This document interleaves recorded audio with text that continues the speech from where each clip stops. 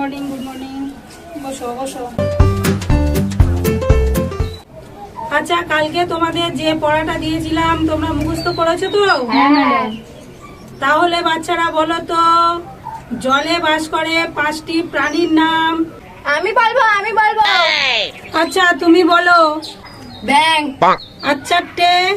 ব্যাঙের বাপ, ব্যাঙের মা, ব্যাঙের ভাই, ব্যাঙের বোন। হলো তো 4টে।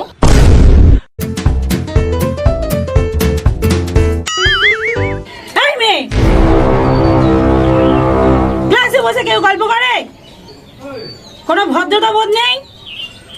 এই তুমি বলো, সর্বনাম পদের 2টি উদাহরণ দাও। আমি কে? গুড গুড, খুব ভালো হয়েছে। এইরকম পড়াশোনা প্রত্যেক দিন চাই। খেন্তি বলো তো, সন্ধি কাকে বলে? ওটা তো মনে নেই, শেষটুকুনি মনে আছে। এটা কি বলবো? আচ্ছা বলো বলো, তাই শেষটুকুনি বলো। তাকেই সন্ধি বলা হয়। দেখলেন তো ম্যাম, ওর মাথায় কিরম বুদ্ধি।